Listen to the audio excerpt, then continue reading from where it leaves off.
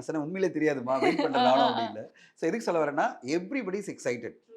ஒரு படத்துக்கு ஒரு கூஸ்பம்ப் குடுக்குறதே அதுதான். அதாவது ஒரு ஒரு lead to the next part, கதைய அடுத்த கட்டம் கொண்டு போற ஒரு கேரக்டர் தேவைப்படுது. அதுக்காக சிவா சார் ஒண்ணு உருவாக்கியிருக்காரு ஒரு கேரக்டர. அது என்ன கேரக்டர், அது யார் நடிகர் அப்படின்றத அது அஃபிஷியலா சர்ப்ரைசிங்கா. ப்ராப்பரான விஷுவலோட வரும்போது தான் நம்ம பேச முடியும். இப்போதைக்கு ஒரு பெரிய நடிகர் இருப்பாருன்னு நான் எதிர்பார்க்கிறேன். ஒரு நல்ல சினிமாவுடைய ரசிகரா, கமர்ஷியல் படங்கள்லாம் எனக்கு ரொம்ப பிடிக்கும். இந்த மாரி பிரம்மாண்டமான படைப்புகள்லாம் நான் பாகுபலிக்கெல்லாம் மிகப்பெரிய ரசிகன். அப்போ எனக்கு இந்த மாரி ஒரு ஒரு கேரக்டர் வந்து வரும்போது, நான் கண்டிப்பா செலிப்ரேட் பண்ணுவேன்.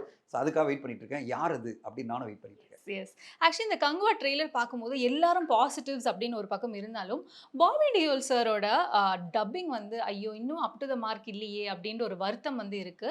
இன்னொரு பக்கம் வந்து விக்ரம் சார் தான் பண்ணியிருக்காரு அப்படின்ற மாரி டாக்ஸும் போயிட்டு இருக்கு. இது கண்டிப்பா நீங்க கிளாரிஃபை பண்ணி இல்ல, இல்ல. ஆகணும். விக்ரம் சார்லாம் டப் பண்ணல. அது வந்து சும்மா ரூமர் தான். அந்த வாய்ஸ்ல வந்து ஒரு ரிசம்பிளன்ஸ் இருந்தது.